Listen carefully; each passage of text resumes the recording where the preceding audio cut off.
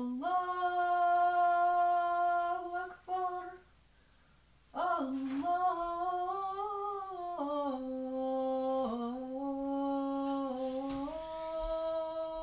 Akbar, Allahu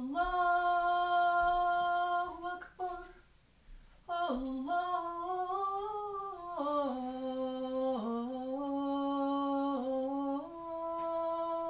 Akbar. أشهد أن لا إله إلا الله، أشهد أن لا إله إلا الله، أشهد أن محمد رسول الله، أشهد أن محمد رسول الله. حي على الصلاة، حي على الصلاة،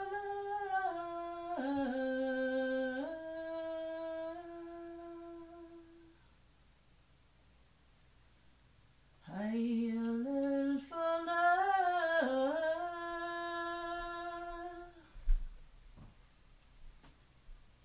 حي على الفلاح.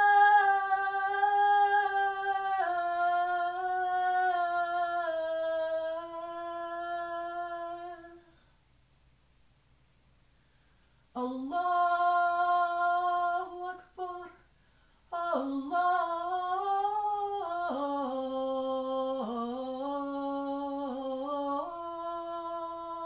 أكبر، لا إله إلا الله. بسم الله الرحمن الرحيم، والحمد لله رب العالمين، وسبحان الله العلي العظيم.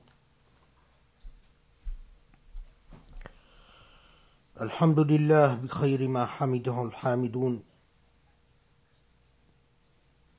الحمد لله حمد الذاكرين الشاكرين، وسبحان الله العلي العظيم.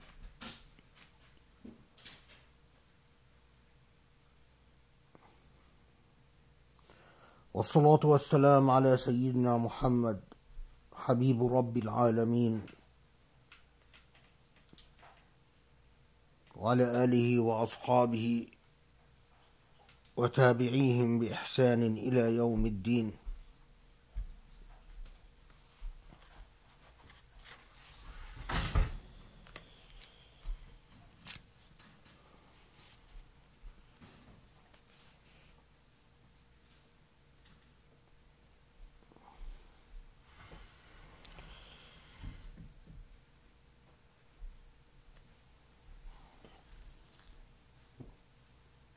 In recent days,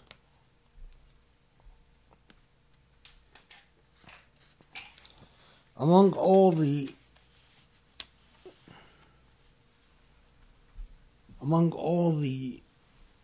hubris that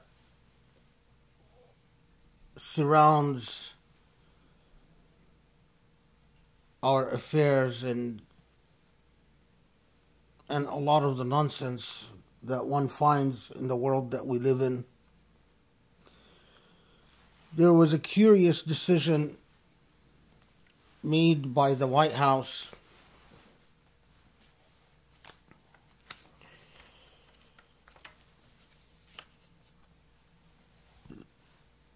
and the Office of Management and Budget in the United States. On September 4th, President Trump and the director of the Office of Management and Budget banned the teaching of anything related to CRS or critical race studies in the U.S. government.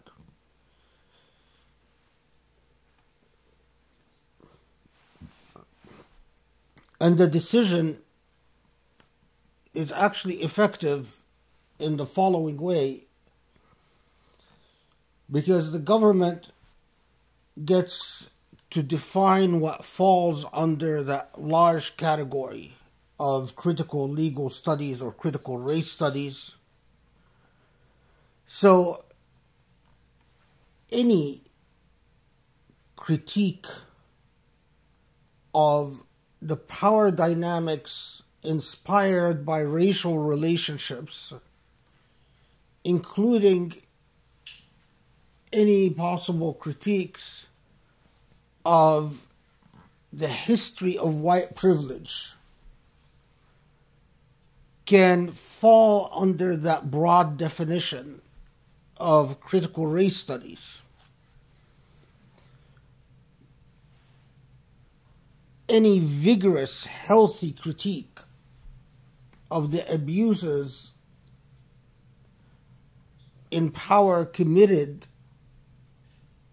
because of racial relationships in the U.S. can be thrown under that broad rubric of critical race studies.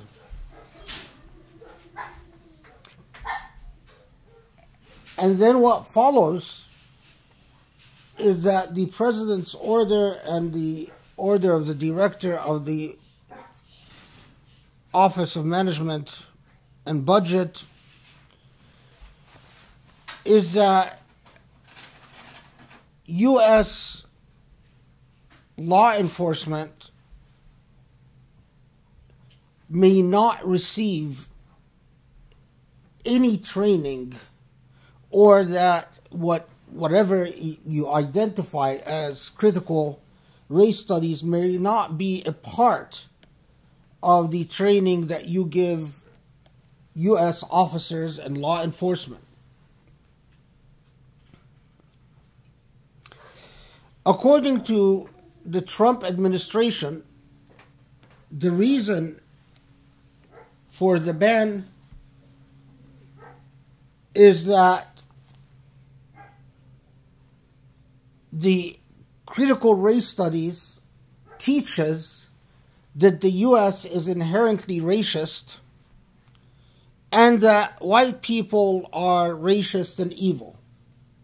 The Trump administration actually issued a published statement in which it says that the reason we are banning critical race studies from the curriculum of law enforcement and law training is because critical race studies teaches that the U.S. is inherently evil, and because it teaches that white people are racist and evil.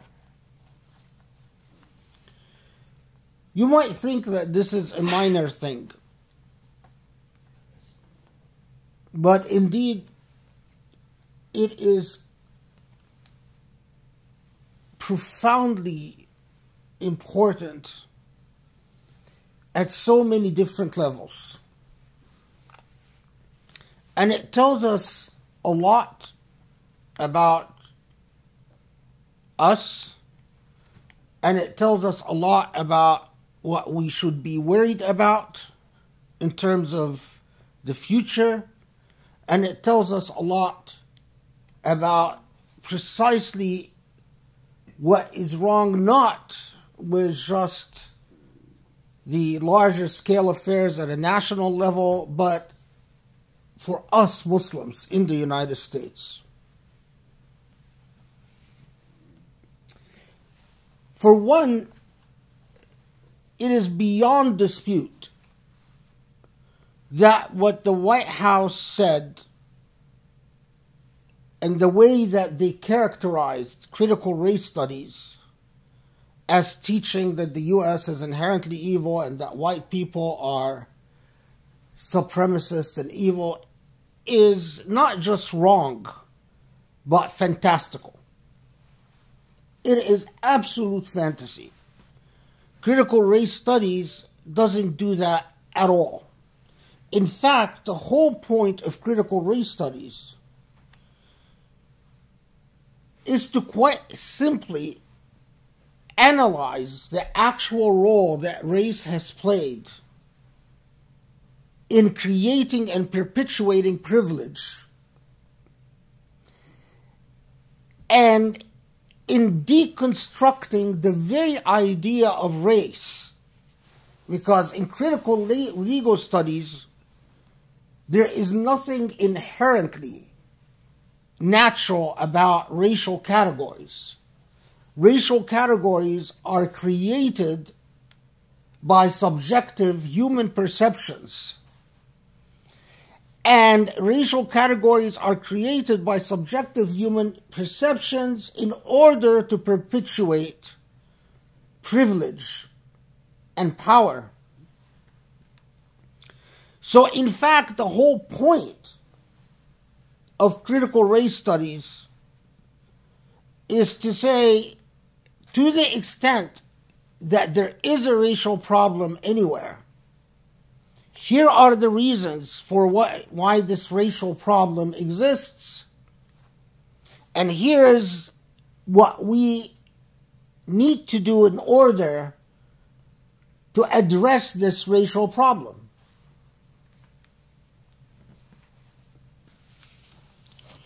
So,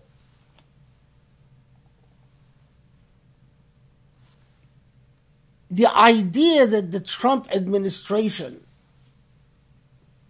the way that the Trump administration characterizes critical race studies is absurd. It's a fantasy.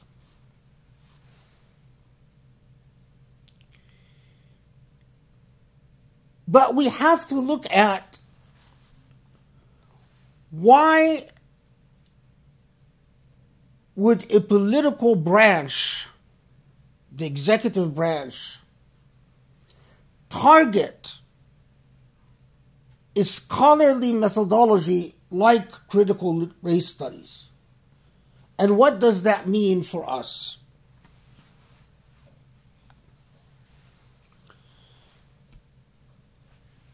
At one level, what this decision does is that it uses critical race studies as a leverage to mute critiques of race or attempts to analyze the power dynamics of race within the government in the United States. In other words, you are using an excuse.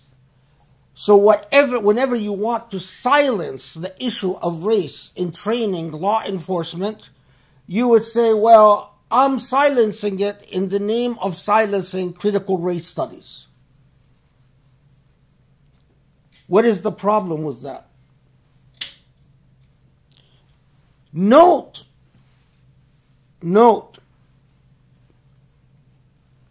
that the problem with white supremacists, as is the problem with all supremacists in history,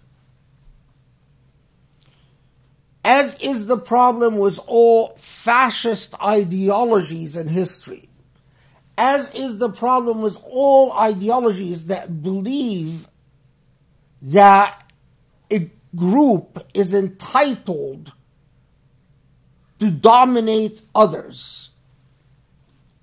Note that the problem is that white supremacists have always gravitated not towards democratic processes, because dictators and tyrants and supremacists don't like democracy.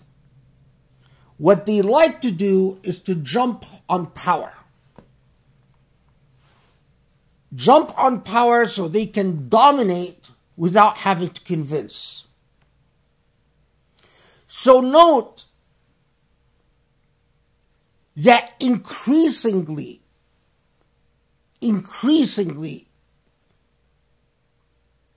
law enforcement, police departments, various law enforcement departments, including Border Patrol, for instance, including Homeland Security, including FBI and especially anti-terrorism task forces or anti-terrorism sections of the FBI, including local state law enforcement, has become a magnet for white supremacists and for fascists of all types, but particularly white supremacists. The percentage of white supremacists and bigots that are attracted to law enforcement and also to the military is inordinate and extremely alarming.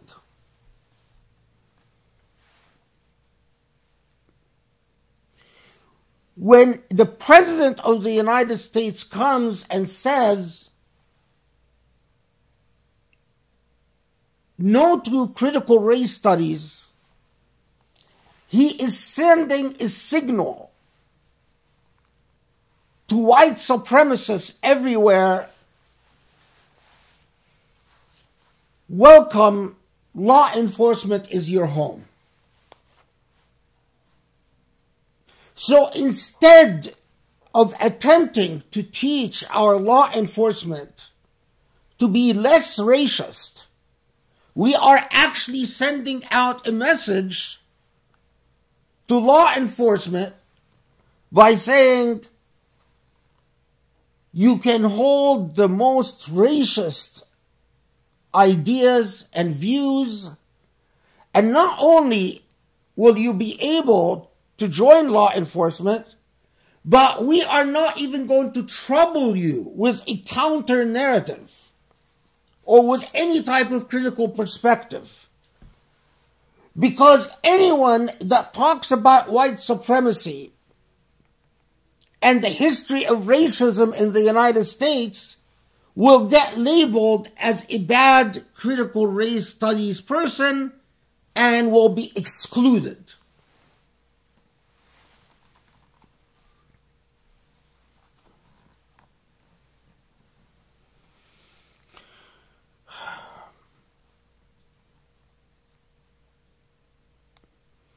For many of us Muslims,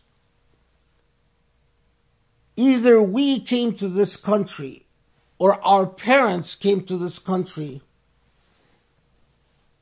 because in our home countries, dictatorship has made life impossible for us and for our children. A lot of our children who grow up here, they don't realize that if they would have grown up back home, their life would have been dramatically different. That they would have grown up in fear, they would have been taught hypocrisy in their schools, they would have been taught to be cowards in order to survive.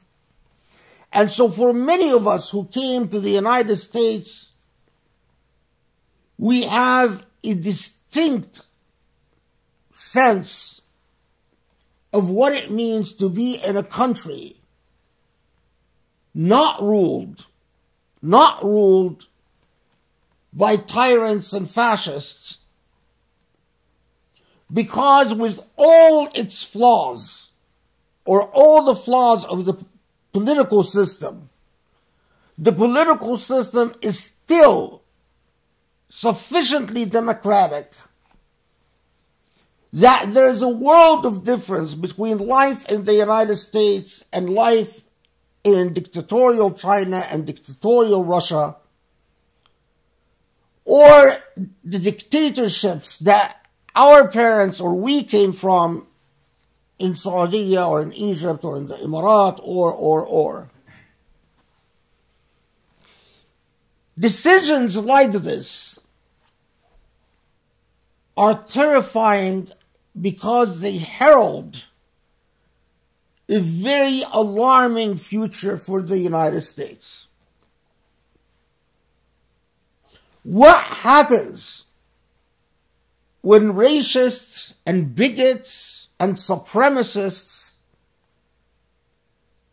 enlist in law enforcement and in the military because people who should have done something about it never did, and because the political leadership encouraged these people to enlist in law enforcement and the military? Eventually comes the day where these supremacists get tired of the political game and usurp power and throw all those who are different and all their opponents in prison, and the entire experiment of democracy comes to an end. We don't think of this, but it is percolating all around us all the time. This is extremely dangerous. It is extremely dangerous for the government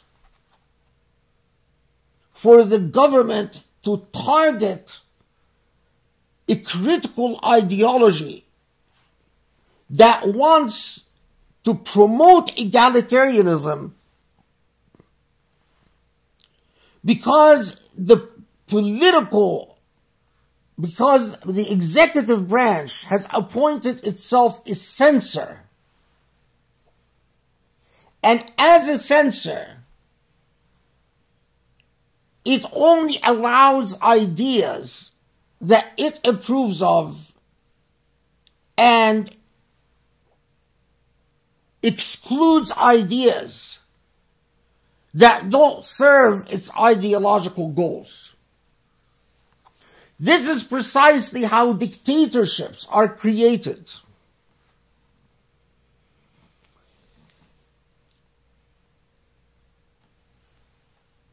But this decision is alarming at another level.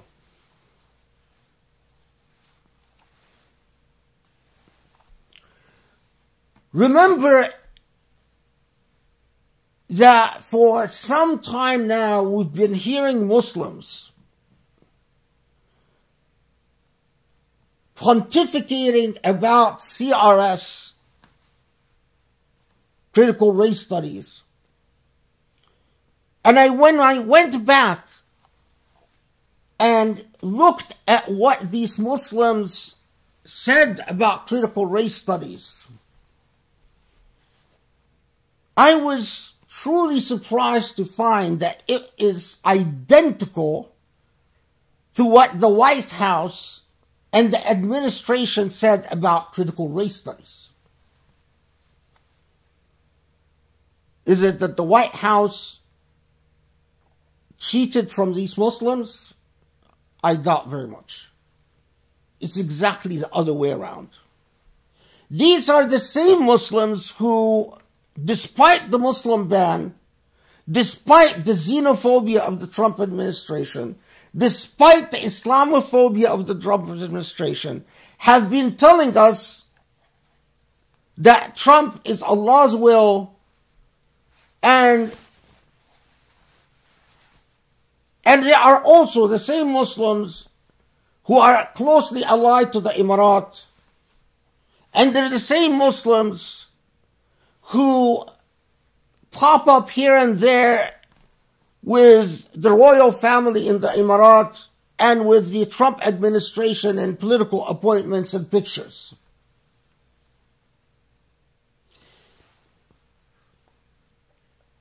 It is remarkable to find that there are Muslims among us, and they are influential Muslims who, instead of getting an understanding of intellectual ideas from legitimate intellectual sources,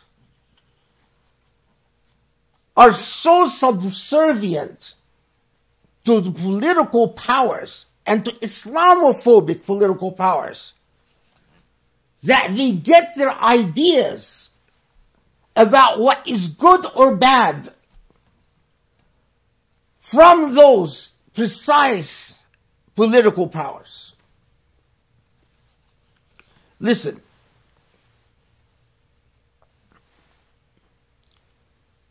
Put this picture together.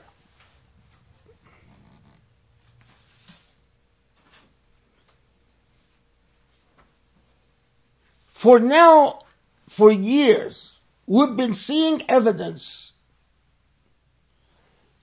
that those new Muslims of the Egyptian government, Muslims of the Saudi government, Muslims of the Emirati government, not only an extended olive branch to Islamophobes, but now there has been cumulative evidence that they actually are in bed with Islamophobes, that they empower them and legitimate them and even invest money in them. So much so that Fox News' understanding and perception of Islam became the official state position in a country like Egypt. Even recently, the fascist of Egypt, the Pharaoh of Egypt, Sisi, gave a khutbah where he says it's okay for Egyptians to migrate to the West, but if you do, keep your beliefs to yourselves and don't teach people about Islam. Don't try to convert anyone to Islam. For a while now, we see this bizarre dynamic in which harkens back to the colonial paradigm of the submissive, servile, slave-like Muslims who are colonized and dominated. And their response to colonization, domination is to say, yes, sir, yes, ma'am. Whatever you want, sir, whatever you want, ma'am. This was a reality that allowed for the destruction of the caliphate, for the colonization of Muslim lands, and for the loss of Palestine.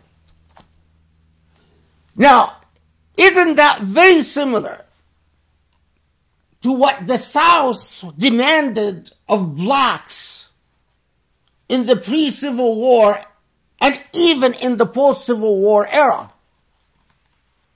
What did the South demand of blacks? Say yes, sir, yes, ma'am. That servile attitude. If you are dominated and controlled, the only option you have is humility that in truth is absolute humiliation. So, bring the threads together. Recently, after the Emirat and Israel signed their deal, we find that there is a major Emirati investor that decides to invest money in a Palestinian soccer team, in a Palestinian volleyball team, in a Palestinian basketball team. No. The Emirati investor decides to invest in an Israeli soccer team And not just any Israeli soccer team, but the Israeli soccer team called Bitar. Bitar is an Israeli soccer team that is homed in Jerusalem. So investing in Bitar is a further Judaization of Jerusalem. But not only that. Of all the Israeli soccer team, Bitar is known as the most racist and the most Islamophobic. In fact, the fans of Bitar during soccer games, and you can find this on the net, by the way, chant, collectively, sing, "Burn Arabs, burn, we will burn your villages to the ground."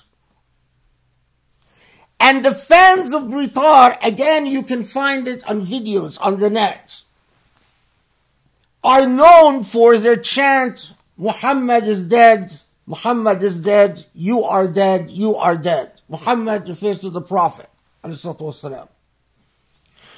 So, of all the Israeli teams and all the Palestinian teams, who does the Emirati decide to invest in? It is the most racist and Islamophobic team, the team of Bitar.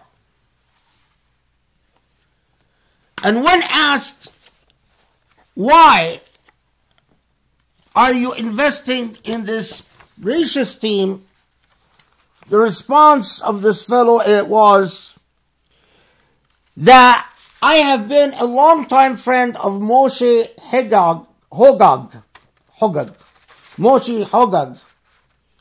Bitar's owner, Bitar's Israeli owner. And Moshe Hogag is himself a well-known Islamophobe and a well-known racist. Those who know anything about Emirati politics, it is impossible for an Emirati investor to invest money in an Israeli team without getting, at the minimum, the okay from the political authorities in the Emirat, because Emirat is a totalitarian, tyrannical state. And in fact, the likelihood is that that Emirati investor has invested in Bitar per the commands and instructions of the political authorities in the Emirat.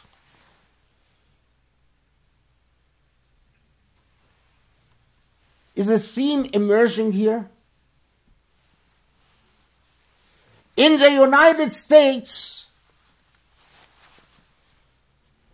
you have a president that runs on an Islamophobic ticket and introduces the Muslim ban, and the folks in Zaytuna tell us, no, Trump is good. He's not that bad. He's Allah's will. They're in the midst of mass demonstrations because of the unlawful killings of blacks. We again have Muslims that come up and say, this racial discourse is haram, it's un-Islamic. All lives matter. And I've talked about this before. Black Lives Matter movement is un-Islamic because all lives matter. In the midst of this, we get Islamic circles again saying about intellectual scholarly insights that scrutinize and put the abuses of power under the microscope. In other words, gaze at power, expose power, embarrass power. We have these same Muslim circles tell us, no, critical race studies and embarrassing power like that is un-Islamic. And it just so happens that what they say about these critical methodologies is identical to what the White House says about these critical methodologies. As if they're receiving their marching orders from the White House. As if they are stooges implementing what they're told by the White House or the Emirati government or the Saudi government.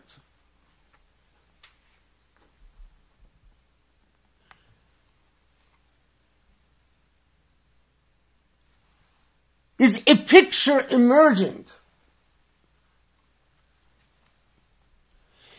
If you as a Muslim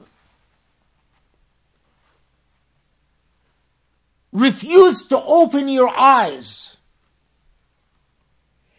and see that the betrayal of Palestinian people is wrong and disqualifying, and that the betrayal of Jerusalem is wrong and disqualifying, and that putting your hands in the hands of Islamophobes is wrong and disqualifying, and that the Muslim ban is wrong and disqualifying. If you as a Muslim refuse to see that you are seen as a racialized group, no matter how much you want to be white, the minute you become Muslim, you become an other. And the minute you become an other, you are not, even if you are white skin-wise, genetically, biologically, you are not seen as part of the white club. I.e., you're not seen as part of the club of privilege. And as an other, you are subject to domination. And the only time they will like you is when you say, yes, sir, yes, ma'am. But not only that, you have to prove your fidelity and your loyalty by investing in the most absurd investments, like the Emirati investment in Qatar, the Islamophobic, the racist soccer team. The Emiratis are working very hard to please their white master. And the white master will never consider them as equals. And will never treat them as white. They haven't realized this. And sadly, they won't realize this for a long time. They can give Israel billions of dollars. But Qatar will continue chanting, kill the Arabs, burn the Arabs, Muhammad is dead, so you are dead.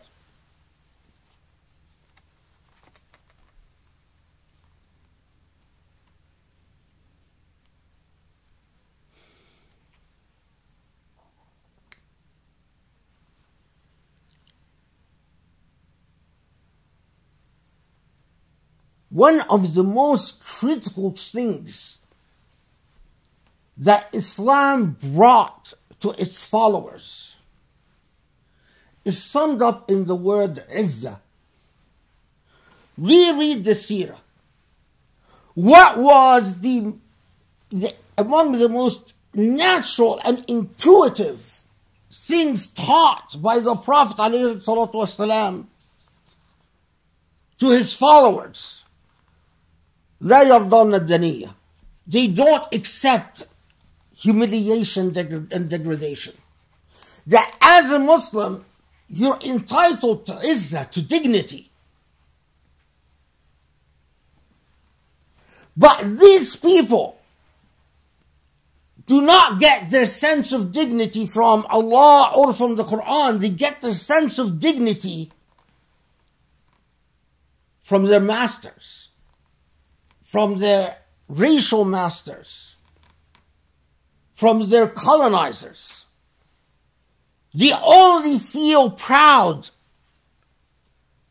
when the Israelis say, bravo, good boy, good girl, when the Americans say, bravo, good boy, good girl.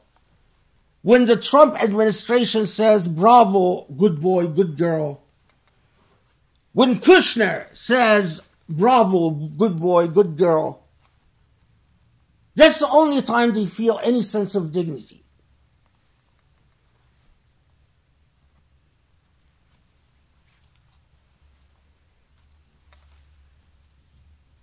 Recently,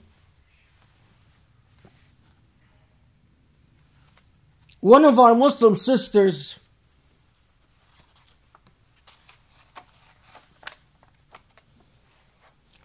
her name is Musaiba, a very nice lady, a muhajjaba, very sweet, was attending a police commission meeting in Los Angeles.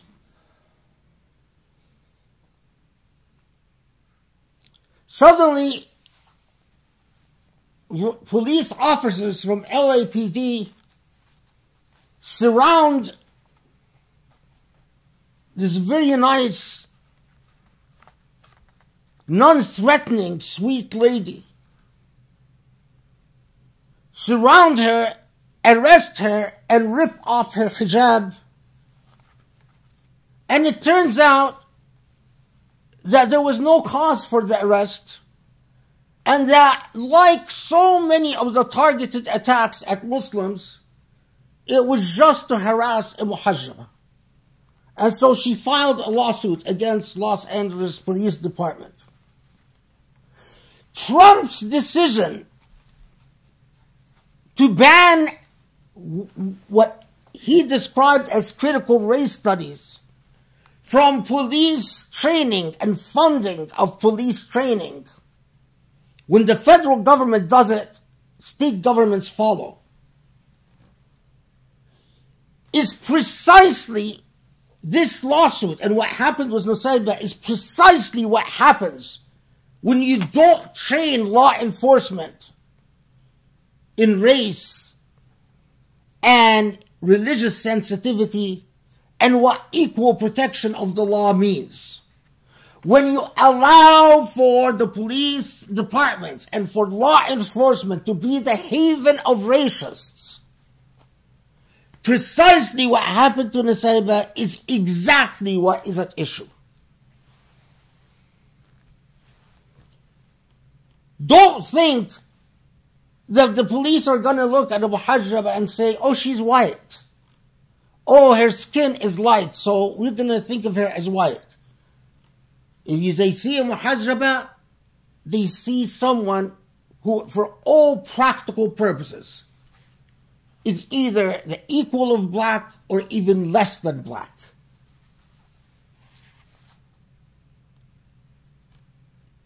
Understand that if a religion that doesn't challenge privilege and power, a religion that doesn't expose the corruptions of privilege and power, a religion that does not empower the disempowered, is not worthy of being called a religion. This is a point of departure. Are you with the Muslims who reward Islamophobes by giving them billions of dollars, while their fellow Muslims are perishing in refugee camps and starving to death? They won't give these people any money, but they'll go give Bitar, the Islamophobic team in Israel, ruled by a racist regime, the regime of Netanyahu. They'll invest billions of dollars of this. And then there are Muslims who look at this and say, I don't see a problem with the Emirat. This is a government of tolerance. I am proud to be a member of the Council of Fatwa in the Emirat. I'm of course obviously referring to Zaytuna people. Are you among those Muslims? Or are you a Muslim with ethics and principles, who understands that if you hate Muslims, if you ban Muslims, if you usurp Jerusalem, if you betray Palestinian rights, then this is a point of departure. Then there is no way I will look to you for any moral or ethical leadership, and no way that I'm going to put my hands in your hands, because you have betrayed God and betrayed the Prophet ﷺ, and betrayed Islam and betrayed Muslims. أقول قولي هذا وأستغفر الله لي ولكم. بسم الله الرحمن الرحيم. والحمد لله رب العالمين، وسبحان الله العلي العظيم، والصلاة والسلام على محمد وعلى آله وأصحابه ومن تبعه بإحسان إلى يوم الدين.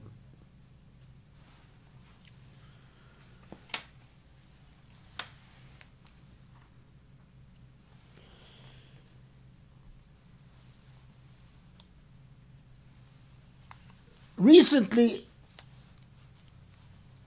there was a report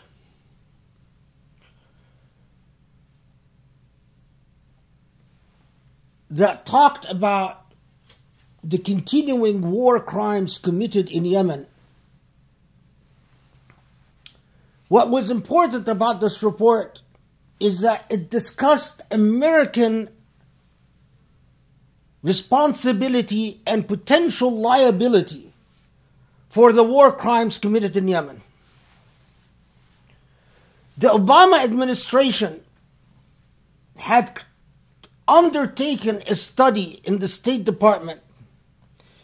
The State Department reached a conclusion that by continuing to arm Saudi and the Emirates, U.S. officials are becoming complicit in the war crimes committed in Yemen. Just recently, another school bus full of children was bombed, killing 55 children going to school. This has been going on for years in Yemen. We Muslims somehow don't even bother following anymore.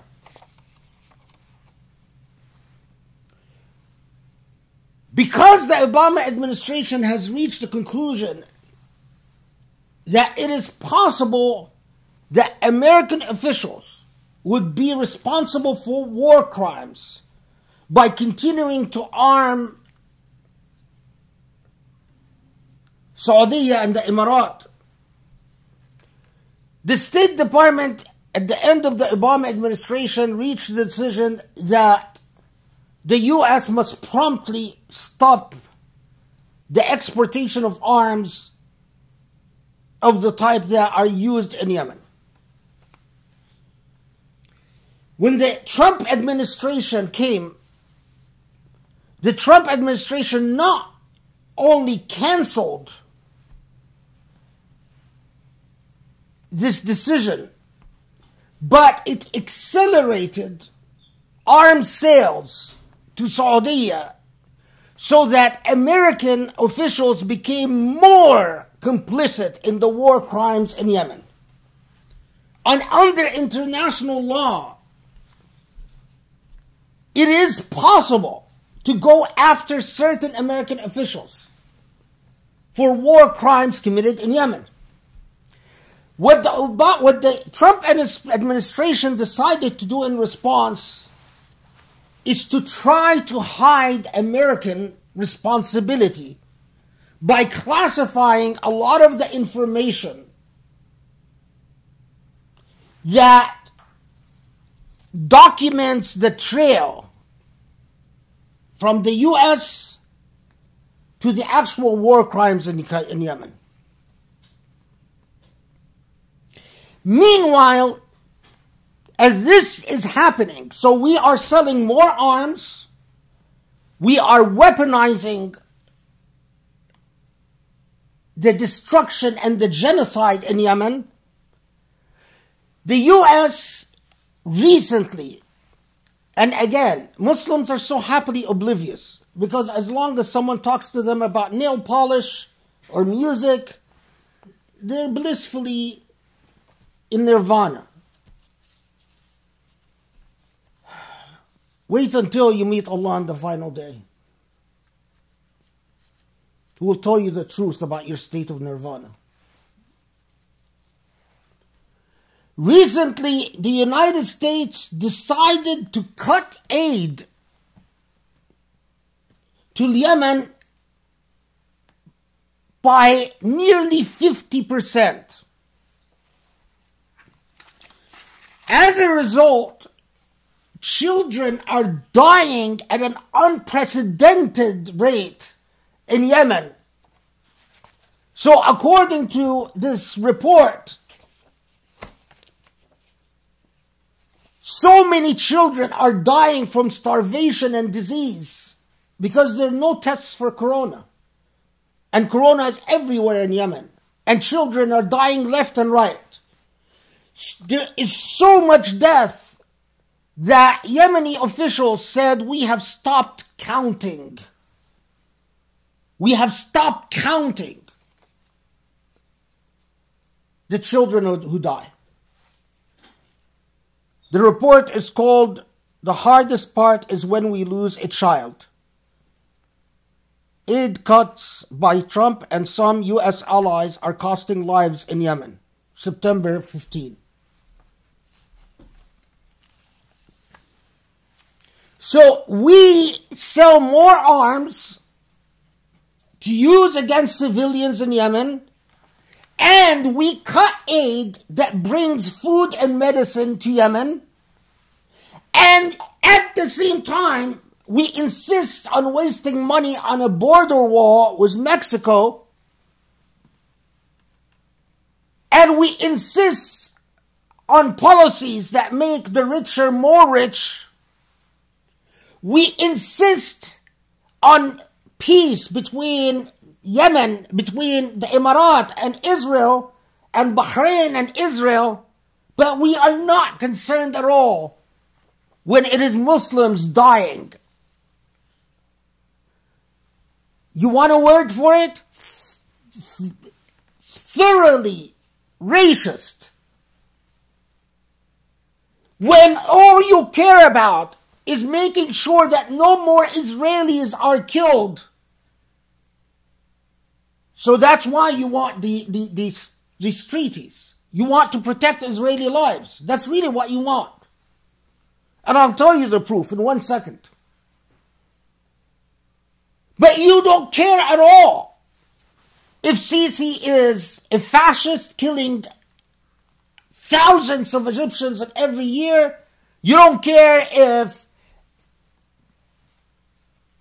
MBS has killed Khashoggi, and our president bragged about how he protected MBS after Khashoggi's assassination. You don't care if Yemenis are dying left and right. In fact, you cut aid. And you let thousands of children perish every single day. Why? Because they're Muslim. Imagine if these were whites. Imagine if they were Israelis.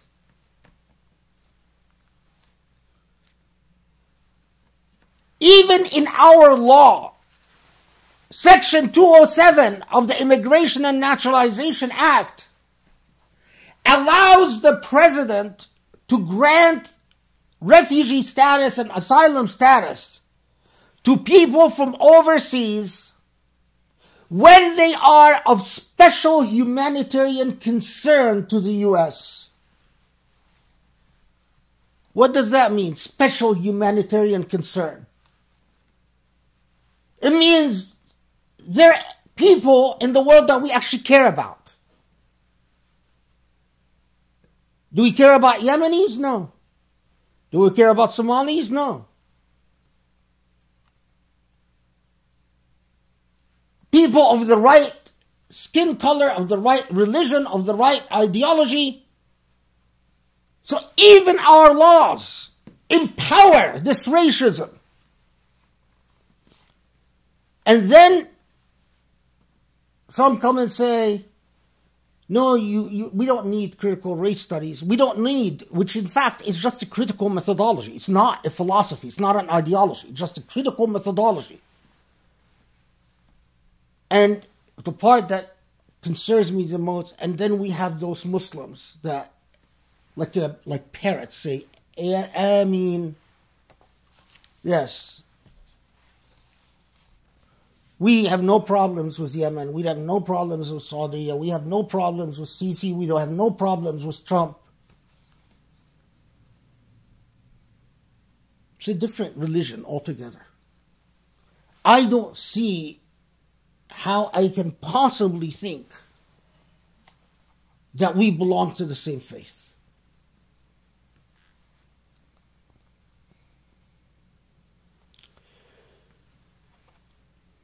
Again, recently, Kushner, in commenting about...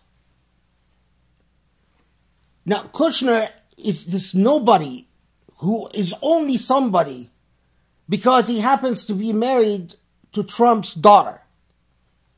And suddenly this nobody is shaping the future of the Middle East.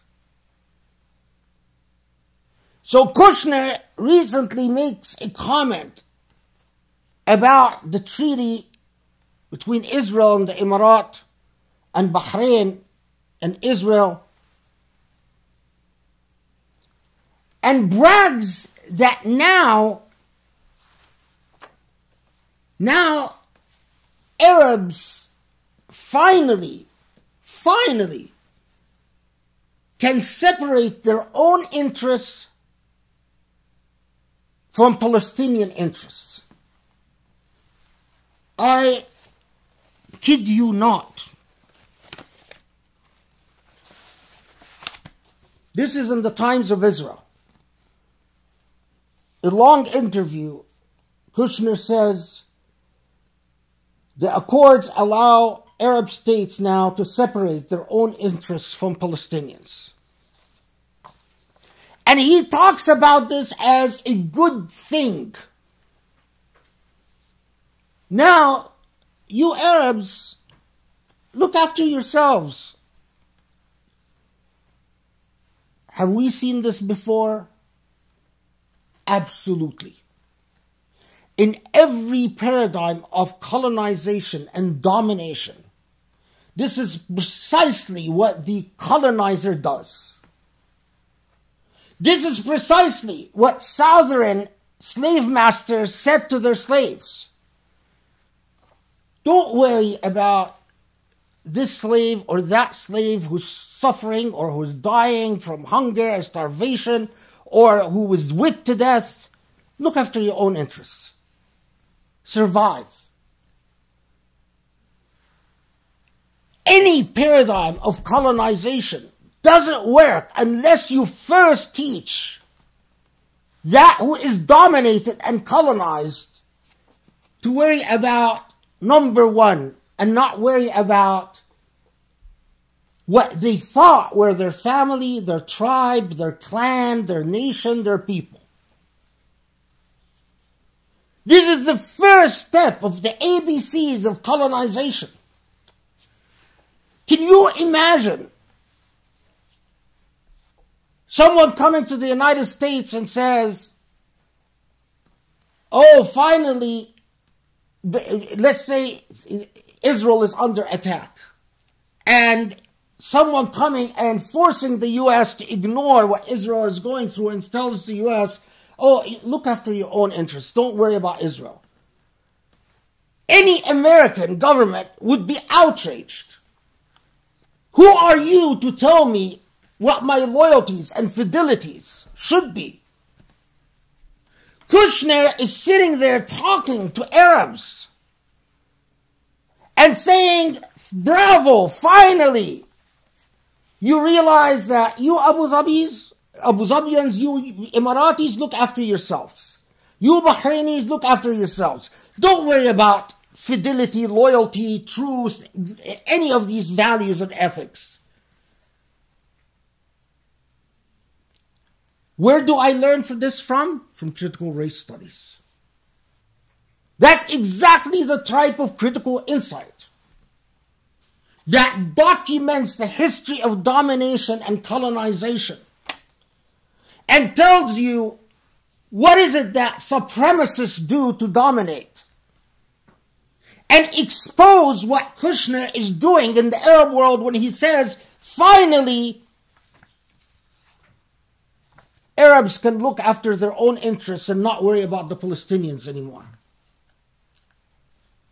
It's thoroughly genocidal outlook, because it's basically saying, in the same way it tells you don't worry about the Yemenis if they starve to death, you Arabs don't worry about what's happening to the Somalis, you Arabs don't worry about what's happening to the Iraqis, as we've killed millions of Iraqis.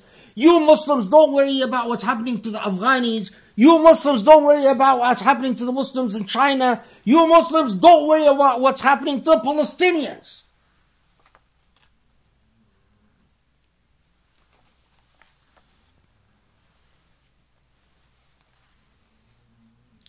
Recently, I've mentioned this before, Disneyland, Walt Disney or whatever,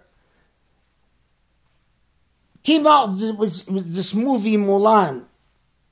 And as I mentioned before, Mulan was filmed in part in the Xinjiang province in East Turkmenistan, where the genocide against Muslims is taking place. And Disney worked with the genocidal government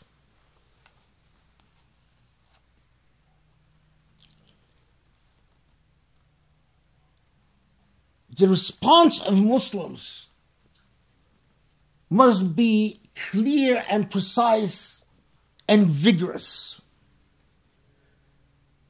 Boycotting the movie, and in fact boycotting Disney,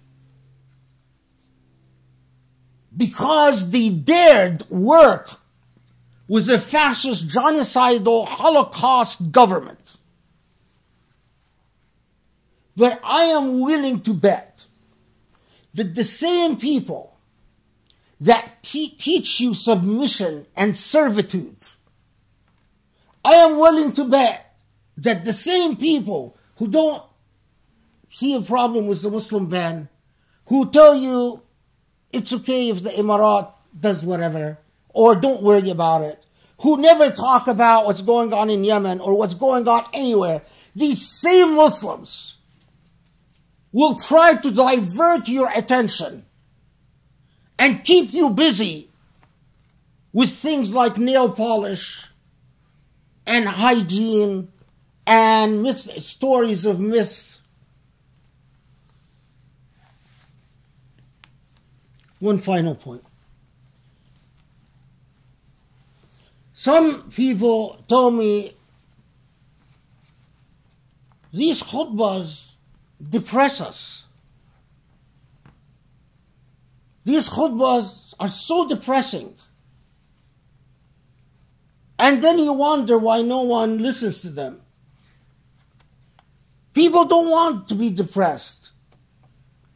Well, I'm sorry, but the Amr bil Ma'ruf and Nahy Anil Munkar was never a cheerleading activity.